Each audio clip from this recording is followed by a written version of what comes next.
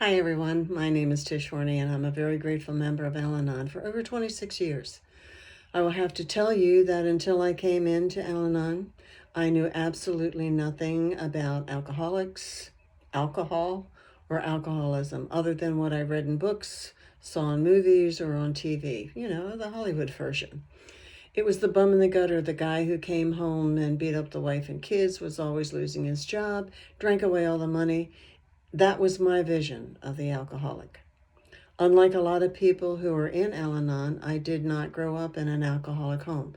Both of my parents were strictly social drinkers. If you look up the definition in the dictionary, you'll see their picture. And I'm no different. I can nurse a glass of wine for 3 days and never finish it.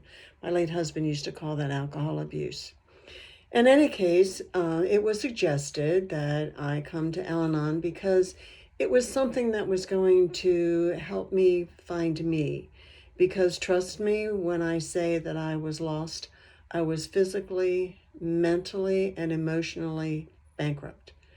I had absolutely no idea who I was or was supposed to be. I was at a very low point in my life, and I was willing to try anything that was going to make me feel better.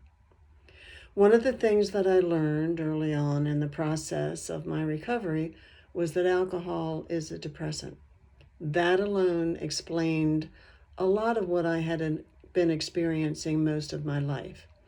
By today's standards, my mother probably would have been diagnosed as clinically depressed. She was not always that way. However, when I was 4.5, my 7-year-old sister was killed in a horrific accident on her way home from school.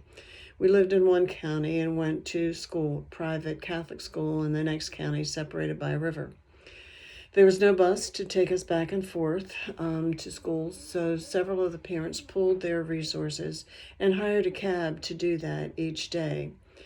And on November 23rd, 1950, Madeline was the last one to get into the cab and didn't know that the latch on the door was broken.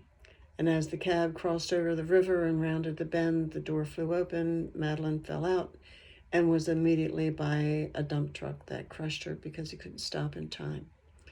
So that lovey, huggy, touchy-feely mom that I had that morning ceased to exist that afternoon and never really came back for many, many years.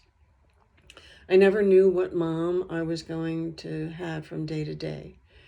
She could be happy or sad, angry or mad, silent or argumentative. The mood swings were very much like those that I often hear adult children speak of when they share about growing up with an alcoholic parent. It was a constant battle of walking on eggshells to not make things worse. I developed a terrific sense of abandonment and feeling unloved or lovable and what was left behind. My dad, on the other hand, was my world. We were constant companions on weekends, and to this day, I love to go to Home Depot and Lowe's.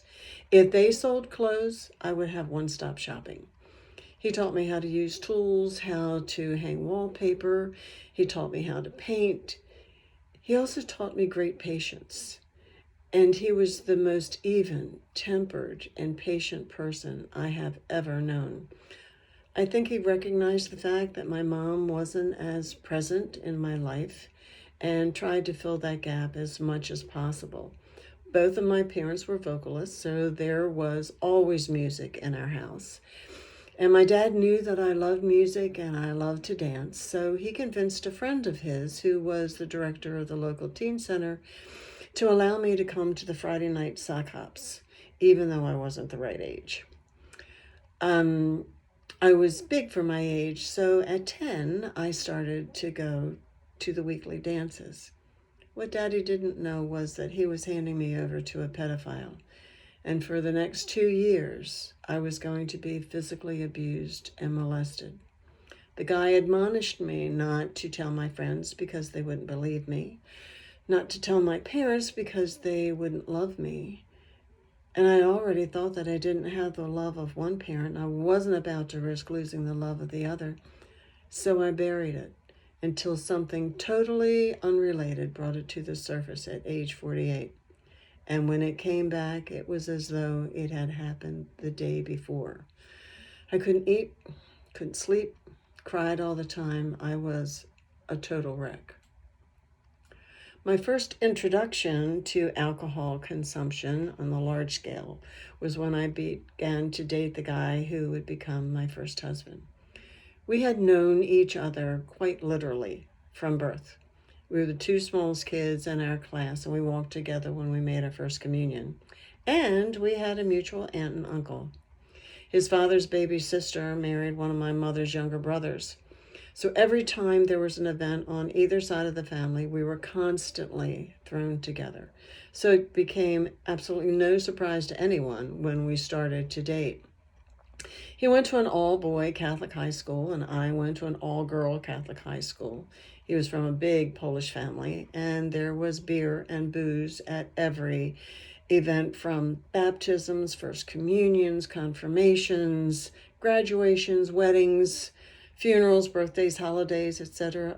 Or it was the beverage of choice, like it was for my father-in-law.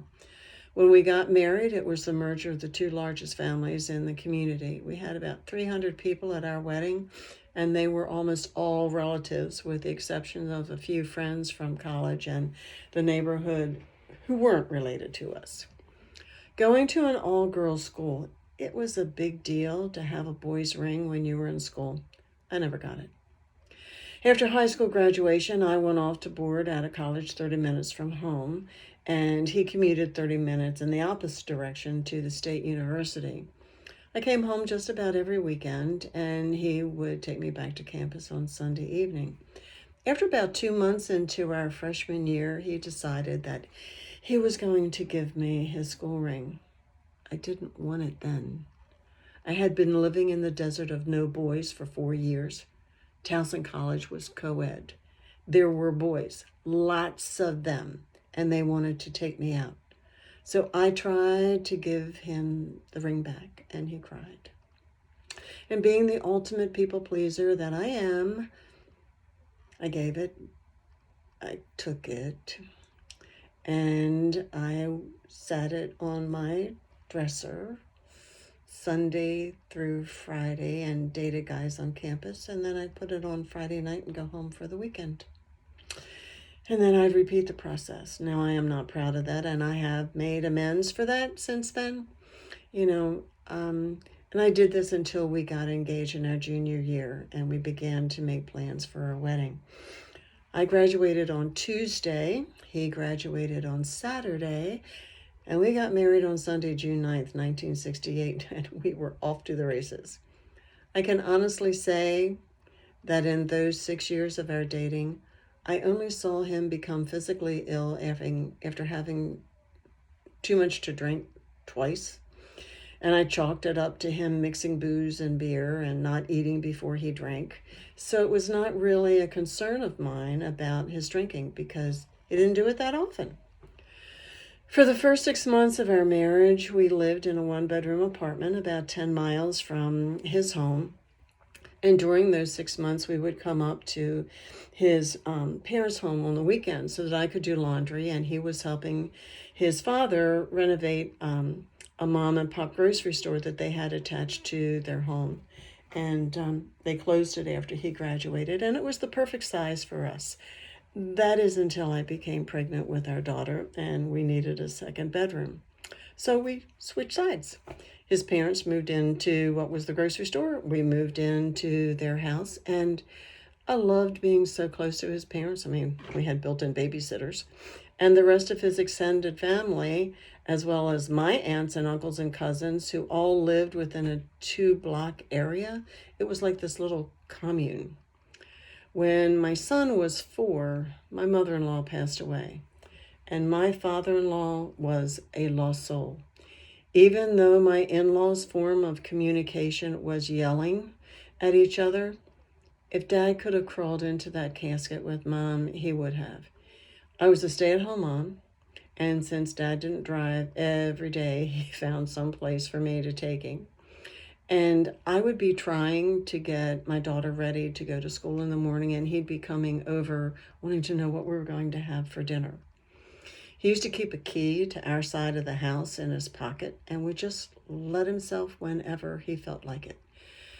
Whenever I would ask my husband to say something to him about this invasion of our privacy, his reply would be that he couldn't do that because it might hurt his feelings. Meanwhile, my feelings didn't matter. So that same sense of abandonment, feeling unloved from my childhood with my mother, was in our marriage. And there were other times previous to this where I felt the same, but dismissed them as being overly sensitive on my part and made excuses for my husband's treatment to me at the time. Fast forward to August of 1994.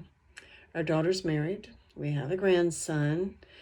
Our son is 20 years old, still living at home, and I find myself recalling the sexual abuse from when I was 10 to 12 years old. What caused the remembrance is not important, but the fact that I did and didn't know what to do with it is part of what drove me to Alanon. As I said in the beginning of my story, I couldn't eat, I couldn't sleep, I cried all the time. I could barely pull myself together to go to work each day. Thankfully, I had a very understanding boss and coworker. And when my husband asked me what was wrong and I explained why I was upset, there was no, I'm sorry, no hugs, no, do you want to talk about it? No, what can I do to help? Nothing. Now the feelings of abandonment and being unloved was overwhelmed. There was a man who worked in the office next to mine, and it was a satellite office from his regular office at the local courthouse. He was a probation officer with the drinking driving monitor program and met with people in his office several days a week, late in the afternoon and evenings when people would only be able to come after regular working hours and the courthouse would be closed. So every day that he worked next door, he would stick his head in the door, say hi. And the day after I had recalled the abuse was one of those days. And he looked at me and asked if I was okay, to which I replied that I was fine. His quick reply was, you know, the definition of fine is effed up, insecure, neurotic, and emotionally unstable. I probably glared at him, and he just turned around and walked back to his office. Later that day, on my way to the ladies' room, I walked into his office and apologized for the way I reacted to him. And he said that he understood and hoped that I realized that it was something that happened to me and that it wasn't something that I had caused. On the same floor of our offices, there was an office for domestic violence, and he suggested that I go down there and ask for the name of a counselor. So I did, and I made an appointment to see her the following week. On the day of my appointment, he stuck his head in the door and said he was going to take me to my counseling session. Keep in mind that this guy is just a casual acquaintance, as someone that I see a few days a week and doesn't really know me at all. But here he was offering to take me to my first ever counseling session, and my husband didn't even do that. Of course, I said I was fine, and we now know what that means. And I proceeded to let him take me there. The closer we got to the location, the worse I got. And by that, I mean that once again, I was crying. By the time the session was over, I was a blithering idiot.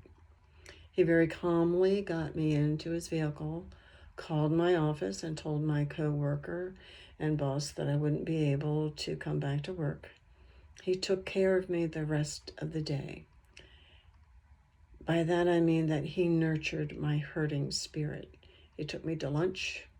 He gently guided me through questions that made me talk as much or as little as I wanted to about the experience I had just had with the counselor, as well as the recollection of the abuse.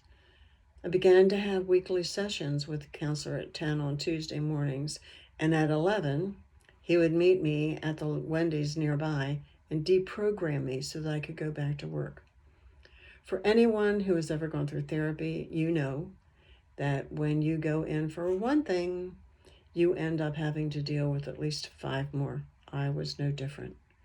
One major thing was my estrangement from my mother, which became even worse after my father died at the end of my freshman year of college. Mom had already distanced herself from me and Dad after Madeline's death, and now his death made that separation as vast as the Grand Canyon. I also needed to deal with my father's passing, since my mother admonished me for crying at his funeral and made me turn off the tears. My less than ideal marriage, and several other things over and above the abuse recall. On one particular session, I knew that I needed to talk with my mother to clear the air about so many things, and I couldn't find her. This was before cell phones were a thing, and I tried calling her at home, driving to her house, calling her sister's house, every place I could possibly think of where she might be, to no avail.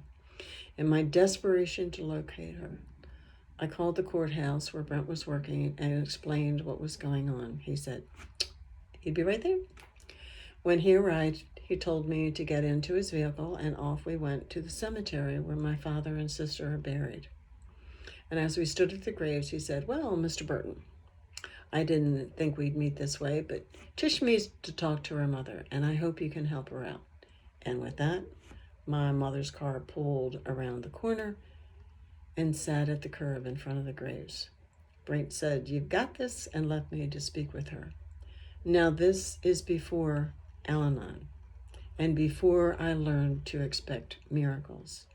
We sat for over 2 hours in her car at the cemetery, where I poured my heart out to her about everything from how I felt abandoned and loved after Madeline died, to the abuse, to what was and wasn't going on in my marriage, and we both shed a river of tears. Of course, Mom felt horrible that I had those feelings and even offered to have me move back with her at home. And at 48, I wasn't about to do that, and explained that I needed to do this for me, to be on my own, and that my husband and I had agreed to get through the holidays, and after the first of the year, I would move out and get my own place to live. So on January 24th, 1995, I moved into a room that I rented from a single mom with a daughter. It was the Friday before Super Bowl Sunday. 10 days later, I walked into my first Alanon meeting on Monday, February 6, 1995. And that became my first home group for the next 16 years. I had no idea why I was there. I didn't know that alcohol had impacted my life in the way that it had, and that it was possible to feel better. I really did feel that the way I felt at that moment was the best it was going to be for the rest of my life. Boy, was I wrong. After coming to the meetings week after week and listening to each of you share your experience with living with the alcoholic in your lives, I realized that I had been married to one for 26 years, a very high-functioning alcoholic. Again, he didn't fit my Hollywood version of an alcoholic. He held the same job as a teacher for all the years we'd been married, was well respected by his peers, parents and kids loved him. I can truly say that I never saw him get drunk more than 5 times in all those years that we were together. I also realized that he was an adult child of an alcoholic father, and his desire to please him took precedent over his desire to please me. Before we separated, he started into therapy, and his therapist asked me to join for one of the sessions. And after listening to me speak, he turned to my husband and told him, "You have never hurt her." At least I knew then that it was not all imagined in my mind, that I really did have legitimate feelings about it. I soaked up Alanon like a sponge soaks up water. I bought daily readings and read them daily, still do. I took positions in my home group for setup, takedown, literature, greeter, secretary, etc., tried to find a sponsor. That was no easy task, as it seemed that every time I thought I had found the right one, something else made it not so, and I started the process all over again. That process took me about 4 years before I connected with my first sponsor. Kathy was the one who took me through my steps. Her and my fifth step was the loving, non-judgmental person that I needed. And we are still friends today, even though I have moved on to another sponsor. Today, I work with several sponsees as they work on their recovery in the program.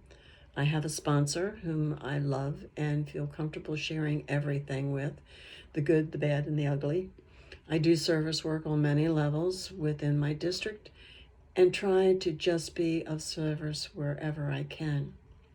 That guy who worked in the office next to mine, he became my second husband. We were married in June of 1996 at the AA State Convention with 1,000 of our closest friends in attendance at a huge banquet and dance.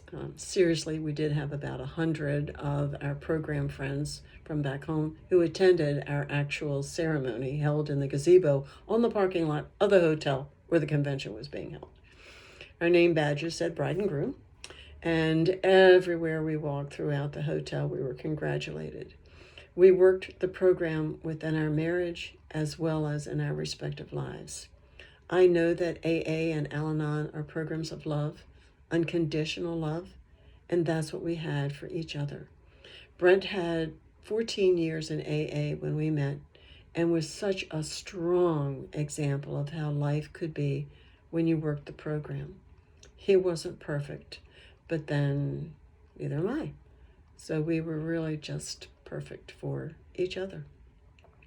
As an only child after my sister passed, I knew that at some point I was going to be responsible for my mom. She had a lot of health issues, and Brent, having dealt with both his parents before they passed, guided me when it came to time to do that for my mother. In 2011, Brent was diagnosed with a brain disorder, severe small vascular disease.